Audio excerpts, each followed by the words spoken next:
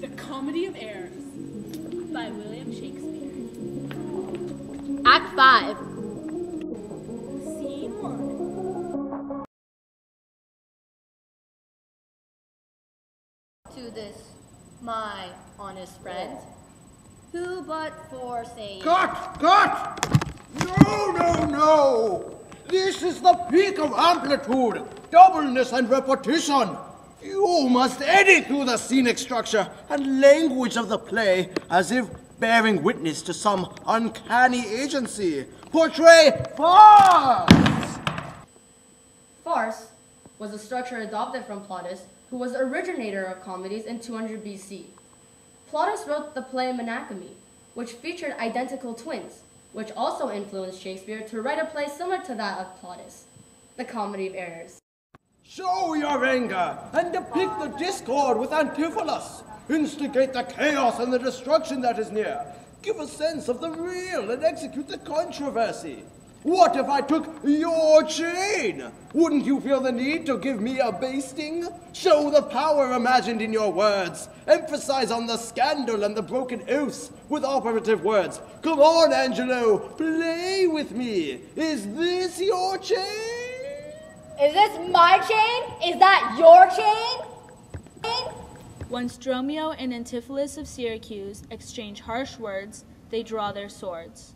Adriana, Luciana, and the courtesan come into the scene, but Dromio and Antipholus have already fled into a nearby abbey. Adriana expresses her husband's madness, but the abbess, head of the abbey, approaches Adriana and discusses her situation with her distracted How husband. long hath this possessions held the man, who give their eyes the liberty of gazing? Which of these sorrows is he subject to? Here, the abbess strictly for plot, develops the play as a whole and puts everything together to relieve the chaos of farce. Abbess, be the serene character. You are helping solve all the loose ends. You are the last piece of the puzzle to complete the order of farce. Connect to the characters. Listen carefully to Adriana as she vents. Be judgmental of her foolish feminine ways, and from them analyze Antipholus' volatility, as well as Adriana's treatment towards him. And there came it that the man was mad, the venom clamors of a jealous woman, poisons more deadly than a man's dog's tooth. Adriana is acting out of character, as the abbess is blaming Adriana for Antipholus' disappearance. When Adriana says, "She did betray me to my own reproof," she is admitting, unlike her bold self, that the troubles her husband encountered are in fact her fault. Or someone. Blame or credit in the play is associated with emotions and how they relate to the assessing of something or someone, an appraisal. There are emotion-based appraisals and not as much as problem-based appraisals. The abbess's position in society is to have emotional-based responses, which brings forth self-awareness. And she does this with Adriana in this scene. The Problem-based abbess appraisal. is saying that Antipholus' unstable behavior is due to Adriana's personality and actions. However, Adriana tries to find a problem that explains his insanity. The abbess evokes catharsis from the other characters in the play by forcing them to recognize their own faults. The plot is a search of identity. The identity involves a missing father, mother, and brother. It is an ultimate separation. Critic Michelle Lee has stated that only the twins' mother can restore them to their proper states as distinct individuals because she alone can tell them apart. So we can see that the abbess is essential to bring together the plot and relieve the chaos. That is why she's only introduced in the last scene as a calm figure that enforces the sudden, happy ending of farce. You are the abbess, a calm and serene woman. Use these qualities to emphasize your ability, to make others trust your wisdom. Which of these sorrows is he subject to? The consequence is, then thy jealous fits hast scared thy husband from the use of wit. Utilize the iambic pentameter. Hath not else his eye strayed? Go back to the chains. Is that your chain? Use the rhythm of low, low, high, high.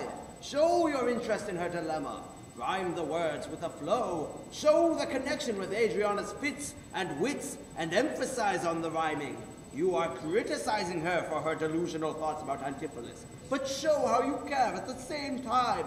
And you are simply confronting her for her flaws. But you must try also to help her solve her problem by discovering the truth behind why Antipholus has not come home to you. The Abbess's harsh, yet thoughtful criticism allows Adriana to go through the process of catharsis. The abbess is direct. She is making Adriana realize that she shouldn't be blaming her husband, but she should self-evaluate before she makes any assumptions about Antipholus being with another woman. It also lets the audience go through catharsis. We feel pity for her. Ironically, we know what is going on with the play's confusion, so we feel pity for Adriana, knowing that she is being presumptuous. It is also unfortunate that she is creating more problems due to her delusional acts. So up to this point in Act 5, we have had chaos caused by sword fighting, yet relieved by the abbess. The abbess taking control of the situation by telling Adriana of her wrongdoings, as well as refusing to get Antipholus and Dromio of Syracuse from the abbey. The Duke proceeds to enter the scene with Aegeon, ready to execute him. Adriana pleads the Duke to help get Antipholus and Dromio of Syracuse from the abbey. Yet Antipholus and Dromio of Ephesus enter, creating complete confusion how they must have come from the abbey. They began to try to sort out the day's confusions, explaining who did what. Then Antipholus talks about his accounts of the day.